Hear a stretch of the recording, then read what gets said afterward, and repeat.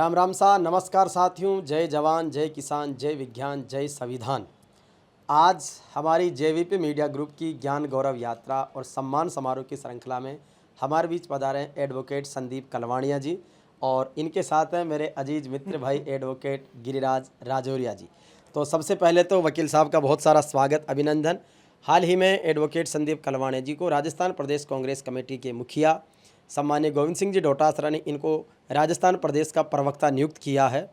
आपकी वकालत, आपका way of talking, communication skills और नॉलेज ऑफ कंटेंट बहुत शानदार है। आप हमारे पत्रकार साथी भी रहे हैं वकालत से पहले, तो एक तरह से चीज़ों को किस तरीके से प्रस्तुत किया जाए सत्य और तथ्य के आधार पर, उनके आप में विशेषज्ञता है। इसके साथ ही आप हमारे एडवोकेट गिरिराज जी राजौरिया, जो बड़े दिनों बाद मिले हैं, 10 साल बाद आए हैं आज।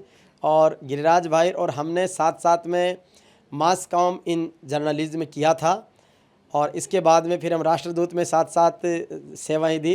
राष्ट्रदूत के बाद में इन्होंने वकालत का क्षेत्र चुना, मैंने सामाजिक सरोकार इवेंट मैनेजमेंट का क्षेत्र चुना और मोटा मोटी तौर पर दोनों का ही प्रस्तुतिकरण का अलग अलग प्लेटफॉर्म पर रहा।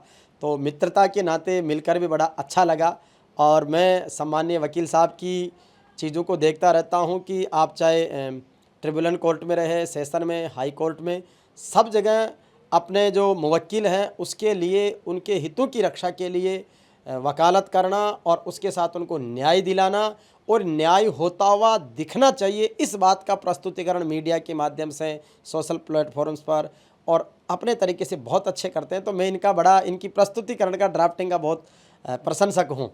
तो निश्चित रूप से इसके लिए बधाई।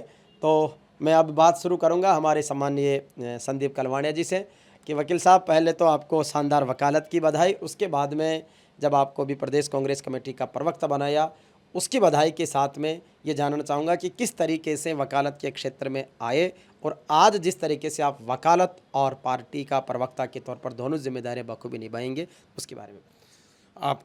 आपने हमारे को इसमें मौका दिया, उसके लिए आपको बहुत बहुत धन्यवाद। जहाँ तक आपने मेरे छात्र जीवन की और वकालत की शुरुआत की बात की है, तो उसमें सबसे पहले मैं बताऊं कि मैं भी एक ग्रामीण क्षेत्र से जुड़ा हुआ हूं, एक सामान्य परिवार से जुड़ा हुआ हूं और मैंने वहाँ देखा है कि लोग कैसे परेशान होते हैं अपनी छोटी छोटी समस्याओं को लेकर, कैसे अदर बदर की इधर उधर घूमते रहते हैं मगर उनकी समस्याओं का समाधान नहीं हो पाता। मैंने कॉलेज जीवन में यहाँ राजस्थान कॉलेज में ही मैंने अध्ययन किया है। मेरे को सौभाग्य मिला कि राजस्थान की टॉप मोस्ट कॉलेज में मेरी पढ़ाई हुई है। उसके बाद में मेरा राजस्थान यूनिवर्सिटी कैंपस में ही मेरा छात्र जीवन भी रहा है। मैंने एक एक समस्याएं देखी हैं, आदमी को जूझते हुए देखा है। तो मेरे छात्र जीवन में ही था कि संघर्ष मेरे को बहुत अच्छा लगता है। मेरे को बगैर संघर्ष में मज़ा नहीं आता एक कोई आयाम स्थापित करने में। मैंने 2011 में वकालत शुरू की, तो उसमें उस टाइम में मैंने ये देखा कि जो बेरोज़गार अब युवा हैं उनकी कैसे मदद की जाए। उसके बाद से लेकर मैंने एक ही आयाम स्थापित किया कि इनकी जो भी मुवक्किल आए या बेरोज़गार आए उनकी ज़्यादा से ज़्यादा मदद करनी चाहिए और उनको राहत भी मिलनी चाहिए। इसके लिए मैंने बहुत से काम भी किए हैं और लोगों का भी मेरे को बहुत सपोर्ट मिला है, युवाओं का बहुत अच्छा सपोर्ट मिला है, कर्मचारी वर्ग से भी बहुत अच्छा सपोर्ट मिला है। उसके बाद में करीब 1.5 दशक से मैं वकालत में हूँ, राजस्थान हाई कोर्ट में भी हूँ और राजस्थान हाई कोर्ट के साथ साथ मैंने सर्विस ट्रिब्यूनल में भी काम किया है और अभी भी कर रहा हूँ। और उसी का नतीजा है कि आज मेरे को प्रदेश कांग्रेस कमेटी के अध्यक्ष हैं गोविंद सिंह जी डोटासरा साहब, उन्होंने मेरे को आज प्रदेश कांग्रेस कमेटी का प्रवक्ता नियुक्त किया है। और मैं तो यही चाहूँगा कि मेरा जो छात्र जीवन में और जो वकालत के समय में जो संघर्ष रहा है वो पार्टी के लिए हमेशा काम आए और पार्टी की रीति नीति को और आला कमान के जो भी दिशा निर्देश होंगे उनको मैं बखूबी से निभाऊंगा और जो आम आदमी की जो आवाज़ है उसको एक बुलंदी के साथ और एक उसको दृढ़ निश्चय के साथ मैं उसको पूरा करने की कोशिश करूंगा। हर मुद्दे को जो कि पार्टी की हमारी रीति नीति है उसको लेकर मैं आगे बढ़ूंगा और उसी के लिए मैं पुनः आला कमान को एक धन्यवाद देना चाहूँगा कि उन्होंने मेरे जैसे एक सामान्य कार्यकर्ता को प्रवक्ता के रूप में उन्होंने मेरे को नियुक्ति दी है। उसकी मैं उनकी उम्मीदों पे खरा उतरने का प्रयास करूँगा। बिल्कुल, एक अपने लाइफ में, करियर में नया मोड़ आता है जब हम संघर्ष के दौर से रहते हैं, कोई ऐसा गाइडेंस, मार्गदर्शक मिलता है जो हमें एक सही राह दिखाता है। मेरे भी जीवन के बहुत सारे ऐसे मार्गदर्शक, संरक्षक हैं, इसमें बहुत सारी चित्रावली आप हमारे देख सकते हैं। हमारे गुरु जी हैं, मलिक साहब हैं, हमारे आर डी मीणा जी, रामेश्वर डूडी जी, जस्सा राम जी हैं, डोटासरा साहब हैं, केसी मीणा साहब हैं, बहुत सारे लोग हैं जिन्होंने जीवन में हमें अच्छाई की ओर और लगातार आगे बढ़ने की ओर, तो ऐसे कुछ लोगों के प्रति भी आभार जताने का आज का समय है। किस तरीके से उनके प्रति आभार जताएंगे? देखो, मेरे राजनीतिक गुरु तो निसंदेह डोटासरा साहब हैं। उनकी मैं व्यक्तित्व से काफ़ी प्रभावित हूँ और उनकी जो कार्यशैली है वो मेरे से मिलती जुलती है क्योंकि मैं और डोटासरा जी स्पष्टवादी हैं और उसी हिसाब से मेरी कार्य क्षेत्र भी वही है। तो मेरा राजनीतिक जो आइडल हैं वो डोटासरा साहब हैं। और दूसरा जो मेरा कार्य क्षेत्र में जो मेरे आइडल रहे हैं वो हमारे बनालाल जी रहे हैं, जसाराम जी रहे हैं और हमारे जो सीनियर एडवोकेट्स रहे हैं वो मेरे हमेशा हैं आइडल पर्सन रहे हैं। और गिरिराज जी जैसे मेरे दोस्त हमेशा हर टाइम हर समय मेरे साथ उपलब्ध रहते हैं मेरे सुख दुख में। तो ऐसे लोग जैसे ऐसे दोस्त अगर किसी के साथ हों तो फिर कभी कोई दिक्कत नहीं आ सकती लाइफ में। निश्चित रूप से वकालत के क्षेत्र में कहते हैं कि आप एक सामान्य पीड़ित व्यक्ति को बहुत बड़ा न्याय दिला सकते हैं और ऐसी उम्मीदों पर आप लगातार आगे बढ़ रहे हैं कि मानवता केवल धर्म बने, ऐसा प्रकाश फैला जाए, आत्मज्ञान का दीप जला घर घर को रोशन कर जाए, तो मानवता की सेवा है। अब हमारे बीच में है एडवोकेट गिरिराज राजौरिया भाई, और गिरिराज राजौरिया भाई से 2008 से संपर्क है और एक इनका किस्सा भी इसके बातचीत से पहले कहूँगा। इनके बड़े भाई की शादी थी और उस समय हमारी दोस्ती थी, तो इन्होंने कहा कि यार अपने राजस्थान जाट महासभा के अध्यक्ष राजा राम जी मील साहब वो बड़े प्रभावशाली सम्मानित व्यक्ति है, तो अपने विवाह समारोह में आ सकते हैं।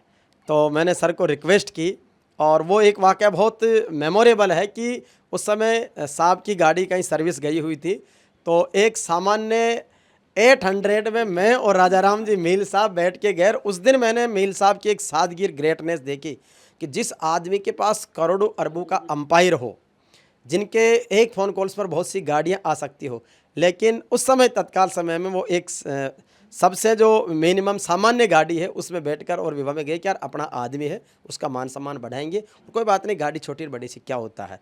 तो मैंने उनके जीवन से बहुत सादगी सीखी। गिरिराज को भी जब ये बताया तो मतलब बड़ा अच्छा लगा और उसके बाद तो हमारा लगातार संपर्क रहा। तो वकील साहब, किस तरीके से जो है आज संदीप जी को जो प्रवक्ता बनाया उसकी बधाई भी है, और आप दोनों साथी हैं वकालत के क्षेत्र में, राजस्थान हाई कोर्ट में काम कर रहे हैं, तो क्या कहना चाहेंगे?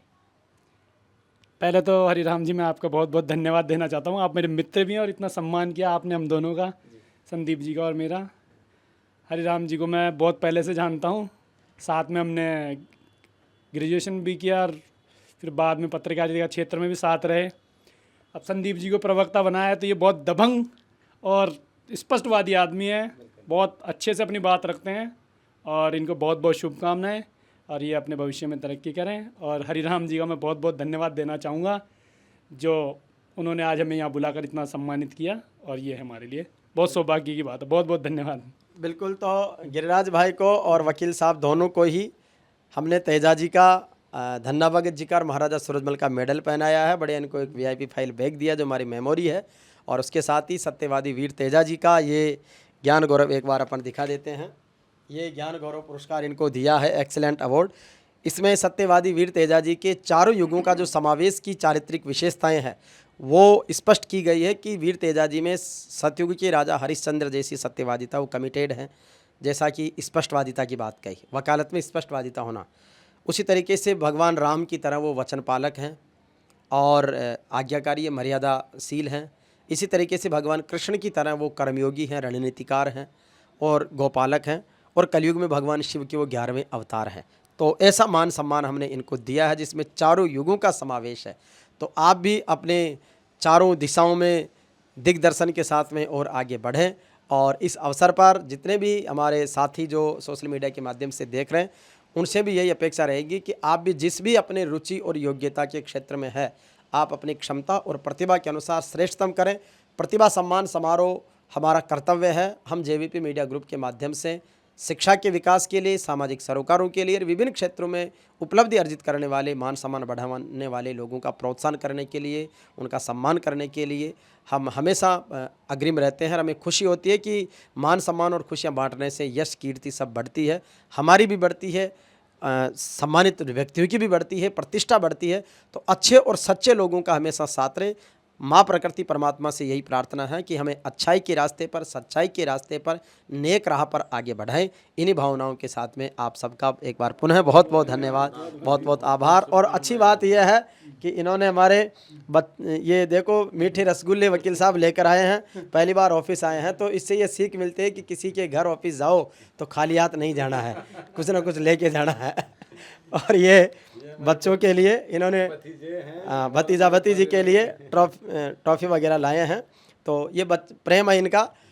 तो इसलिए हमारा भी एक सिद्धांत है कि हमें हमेशा देने का भाव रखना चाहिए, तो हमें तो चीज़ें अपने आप ही स्वतः प्राप्त होती रहती है। तो निश्चित रूप से मान सम्मान, यश, कीर्ति जीवन में आगे बढ़े, क्योंकि समय कम ज़्यादा संघर्ष का, सफलताओं का चलता रहता, लेकिन एक संतुलन जीवन के साथ में हम अच्छे संबंधों को निभाएं। इन्हीं बातों के साथ में एक बार पुनः आपका बहुत बहुत धन्यवाद। राम राम सा। जय जवान, जय किसान, जय विज्ञान, जय संविधान।